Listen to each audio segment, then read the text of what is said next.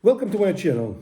Today I decided to speak in English because this video is addressed to my audience in the UK or Europe.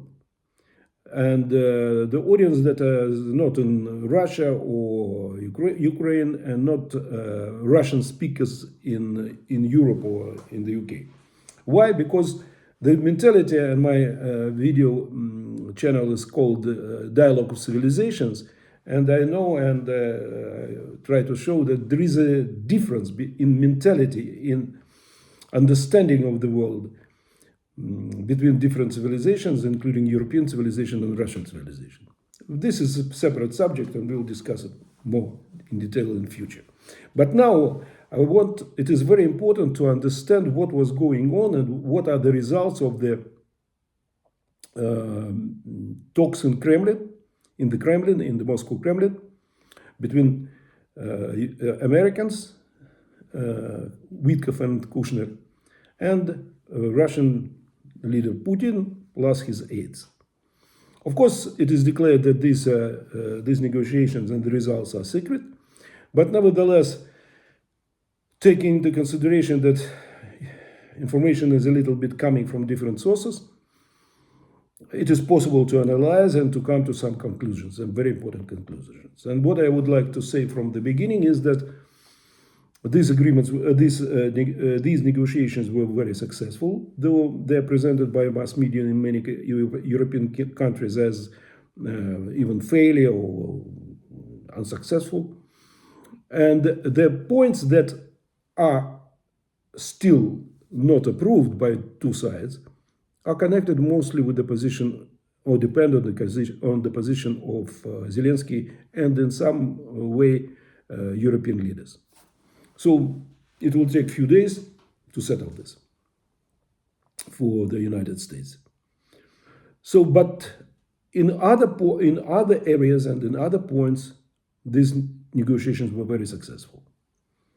And they can be divided, or they are divided even by, at least this is understanding of the Kremlin and the White House, they're divided in 4 blocks or packages.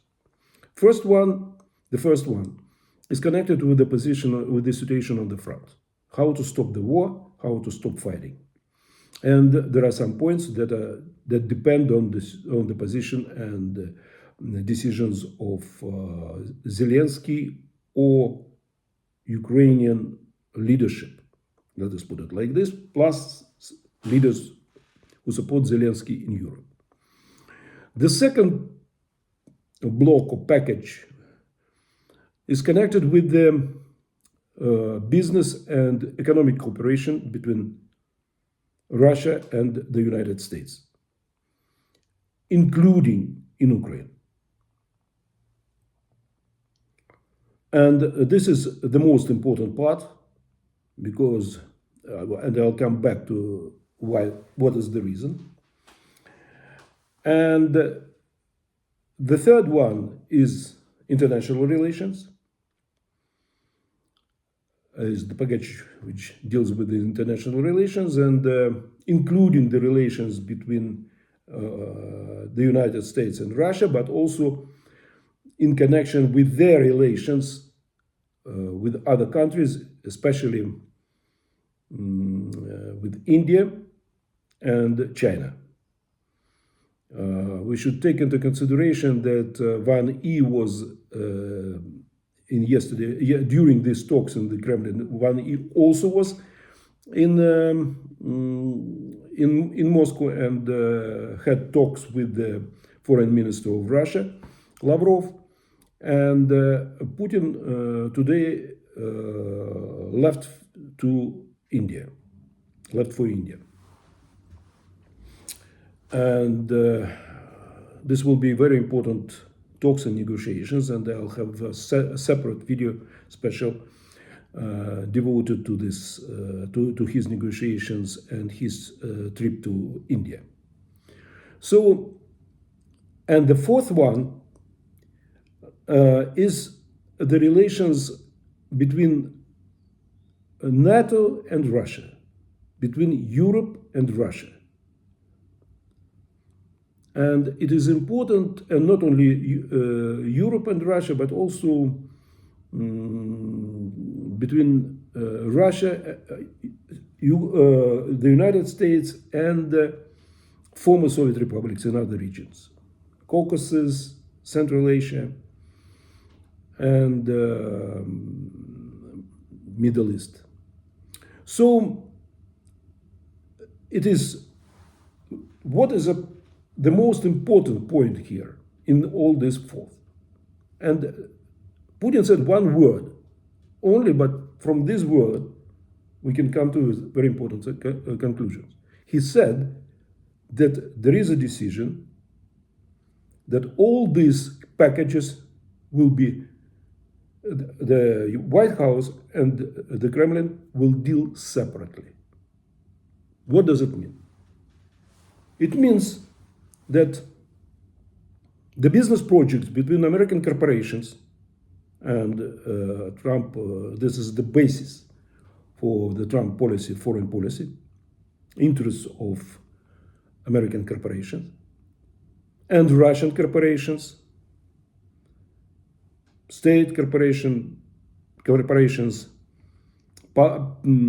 private or public, though it is under question mark, still in Russia, public corporations developing, not developing really. This is a separate discussion. But what I would like to say is that these corporations will start acting together and working on the project, joint projects, from day onwards, from today. So they started already working.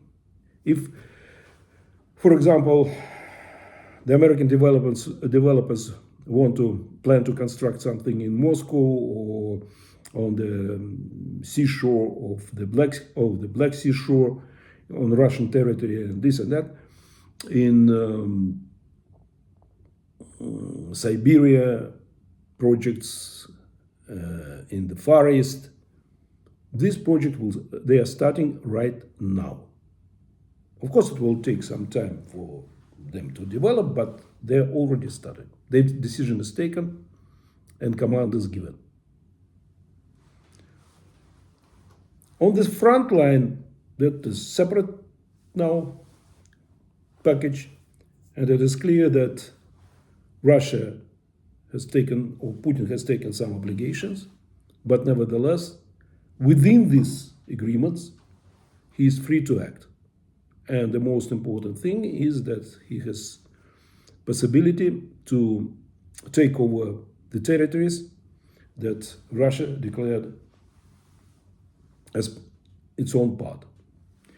And here I'd like to say a few words important from my point of view, because there is impression in the UK and in the EU that Russia is moving very slowly. Everybody says Russia is moving very slowly, this and that. The first, usually people who say this, they take into consideration the information. It was they based their opinion on information that they get from Kiev. And usually, especially in 2025, Kiev gives information very frequently in its own favor, or to impress Europeans, impress the United States. Say, for example, in November, Kiev declared that Russian troops took under control 500 square kilometers. Russians, they give another figure, more than 750 kilometers.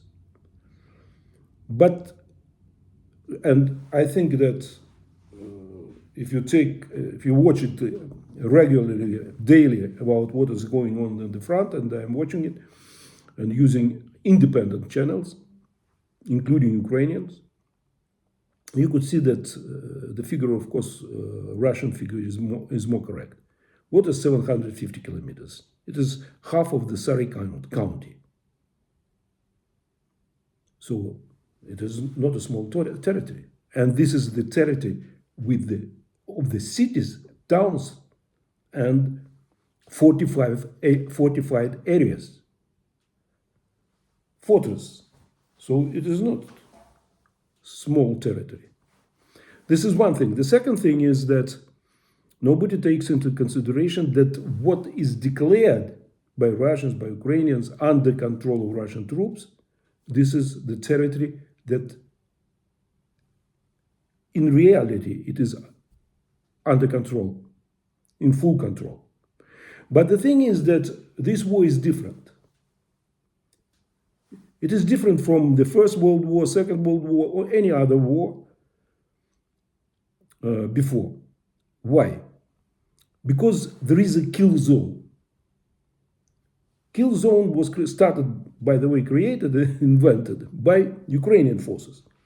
They started creating zone using drones. That is, was not possible for the troops to enter and to operate on. If Russian tanks or armored vehicles or soldiers appeared, they were immediately attacked by drones.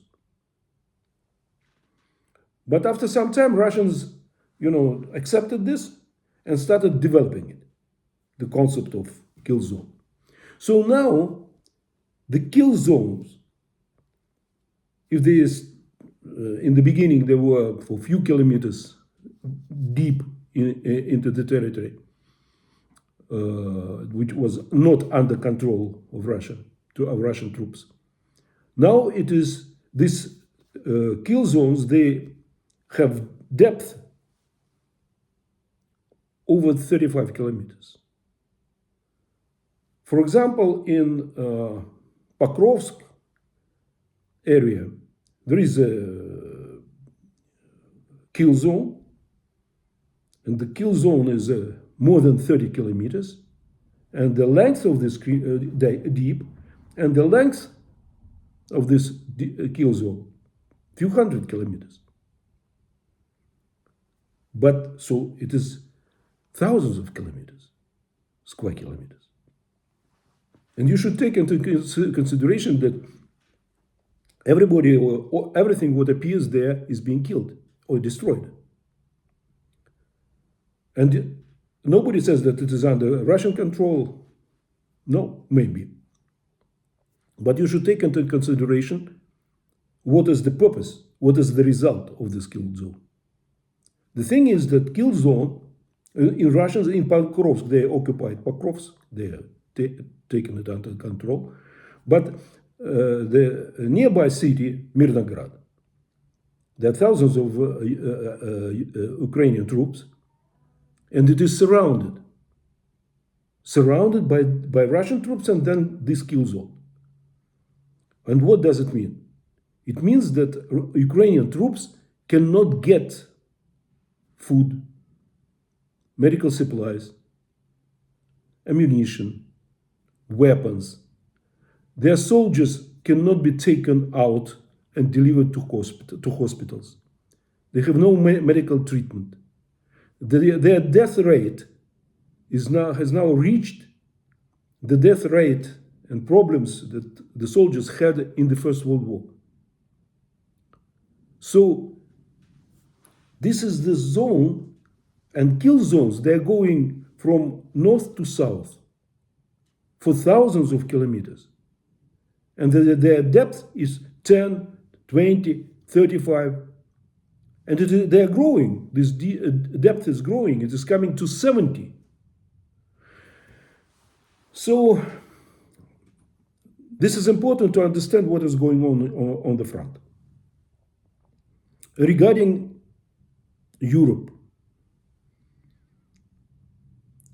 we should, of course, we don't know what was exactly discussed or what were the decisions taken in the Kremlin during these negotiations.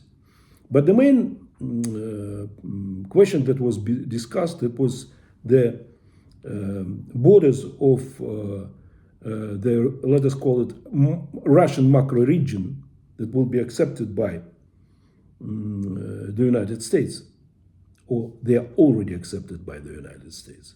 That means what will be the relations between Russia and Ukraine, Russia and Eastern Europe, including Baltic republics, and so on and so forth. And I would like to say that, say for example, in Ukraine, I'm quite sure that the United States and Russia have started creating the system of joint cooperation in business mainly, but of course also in politics, in public sphere. That's what is called, separate packages. Because front is one thing, kill zones and areas, territories, that is one thing. But the second thing, and that is what it is possible to do now, is to create a system. How? What will be actually the Ukraine after the war? Who will run it? Who will be under control? And who will control? And what will be the relationship between Russia and the United States, Russia and the West, and Russia and Europe? The thing is that I'm quite sure that Russia and the Kremlin has accepted to cooperate with the Trump's investment fund in Ukraine, all through it. And that means that Russians and American corporations will have joint control of the gas pipeline systems, and they will be using Russian assets, including American assets, to reconstruct them. Oil pipelines, gas resources, energy resources, atomic nuclear power stations. You should keep in the consideration that the potential to produce energy in Ukraine several times more than Ukraine is able to consume, needs itself. So it is possible to export energy and resources in huge volumes, including that are produced or will be produced in Ukraine, plus from Russia. And if before this was under control of Russian corporations and Ukrainian corporations, now it will be under control of mainly American with Russian participation. So the Russian gas supplied to Europe will be American gas, oil will be American oil, electricity will be American electricity. But Russia has agreed to this because it will supply. So Europe is making tremendous mistake. Tremendous. And that is the reason why I decided to speak to Europeans in English. Because instead of joining these negotiations and participating in this problem, in this whole process, Europeans believe that Russia may not win the war, that Zelensky will survive, and maybe even Zelensky will win or Ukraine will win the war. I make my videos in Russian. Why? Mainly. Why? Because the main audience is Ukrainian, in Ukraine. And also Russian-speaking people in Europe. In Russia, YouTube is now blocked and prohibited. It is very difficult for people to watch videos on YouTube. And I have not more than 7-8% of my audience in Russia. And I can see the reaction of people in Ukraine and Ukrainians in Europe. And there are only few who still hope that war can be won. And all these who hope or express their hope, you can see that they are writing not because they think so, in this way, but because that is their job. Mainly people understand real situation and they want peace. I don't think that Zelensky has support more than 4 or 5% of the population. And after this corruption scandal, and it is decreasing even now. This is first thing. The second thing, this corruption scandal, accusations will go on and go on and go on. And one more important point. Any system has organizational center. It can survive any crisis. But if the organizational system, center of the system collapses, then the system collapses. Resignation of Yermak, the key person in administration of Zelensky, and his key supporter, main supporter, that is the signal to everybody in Ukraine and the world, of course, but first to Ukraine, to Ukrainian, that Zelensky's center of power collapsed. And Ukrainians are different people from Russians. This is different civilization even. That's what I'm saying. They created new civilization, their own civilization. They're different. And if in Russia people oriented on the system, on the center of power, it is difficult to, to make Russians may speak about democracy, and they really speak about, they really think like this. But when there is a problem, everybody will look into the center. Where is the power? Power center. That is important because Russia cannot survive without strong power center. In Ukraine, there is no tradition of statehood. There is no tradition of system of state. People revolt easily because there were no Ukrainian state for hundreds of years, or never before collapse of the Soviet Union. Because even Ukrainian Republic was, territory. It was decided in the Kremlin what to give, what will be the territory of Ukraine, what will be not. People, laws, everything was decided there. So you should understand, and Europe should understand, that this process has started. Why Ukraine always failed to create a strong state? Because of this mentality. Because when the system starts collapsing, it is collapsed very rapidly.